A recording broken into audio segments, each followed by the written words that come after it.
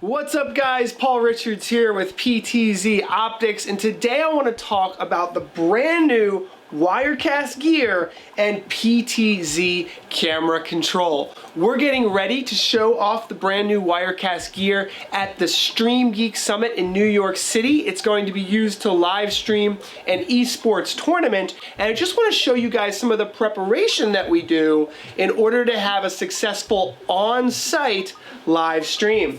So the first thing that we've done here, this is a PTZOptics NDI HX camera, and one thing you'll notice is we have it labeled exactly where it's going to go, and that's really important because when you get on site you want everything labeled. Everybody should know where the cameras go. Now on the other side you can see we have the camera's static IP address, and we're going to use that address to connect to the Wirecast Gear for PTZ Control. Now on the back of the camera you can see we've got our Ethernet port. We're going to have power over Ethernet to power this camera, but we'll also use it for NDI-HX and PTZ Control and Wirecast, and we're also going to use our uncompressed 3G SDI at 1080p at 29.97 frames per second, roughly 30 frames per second there, pulled in to the brand new Wirecast Gear. Now you might have saw our video on the Wirecast Gear with Jeremy from Telestream, and he was telling us about all the awesome features. In this video, I want to show you how we're organizing our PTZ cameras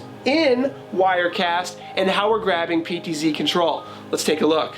So you can see here I have my cameras at the bottom. I have rear stage right, rear stage left, and then our gamer cam, which is used for the play-by-play announcers on esports.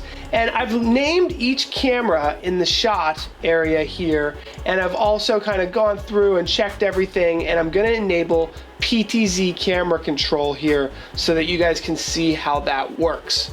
Now what we'll do is we'll start with this one. So we're going to go up to the Windows section and go to PTZ Controller, and that opens up the PTZ controller inside Wirecast. Now the first thing we do is we choose the camera that we want to control. So let's do video input 2, which is rear stage left, right? Rear stage left is video input 2. Open up the PTZ controller, and we're going to enter the IP address of the camera. Now you can learn how to set a static IP address. We have it labeled here, so it couldn't be easier. The label's right on the side, and when I do a production like this, I even create a little notepad entry that has each video input, the name of the camera, and the IP address. So everyone's on the same page here as to the cameras, the video inputs, and the IP addresses. So when I go to the PTZ controller, I select the video input. We're going to do video input 2. It already has PTZOptics Visca TCP selected. I type in the IP address, and the port is already there for you, 5678. Visca address 1.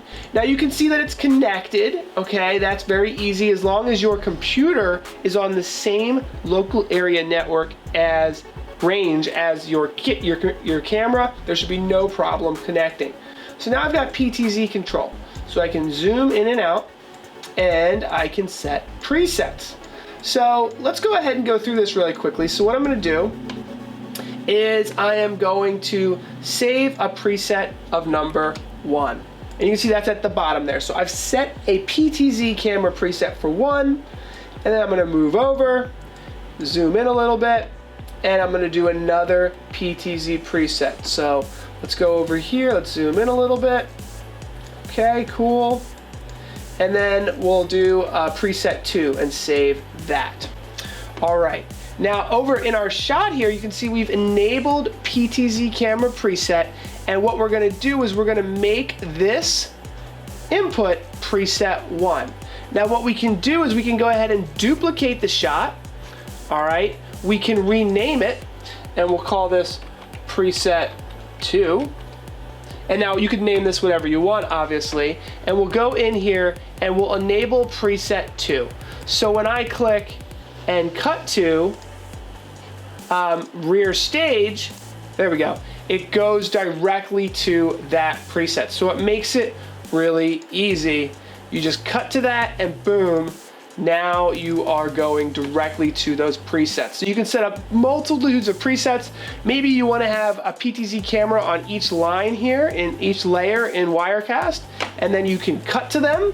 It's totally up to you how you want to do it, but it makes life really easy as far as going back and forth between PTZ presets. Now for each PTZ camera, obviously you go in here and you enable that with the PTZ controller. Now we're on input 1. Now we're controlling our second camera. All right, that's it everybody. Thanks for taking the time to watch this video. Don't forget to subscribe to our YouTube channel, like our Facebook page, because you don't become a video production expert overnight, and we'd love to help you along the way with that journey with some really fun, short little educational videos. You can join our Facebook user group, join the family, and learn a lot more, see what people are doing all around the world. Thanks for watching this video, everybody. Take care.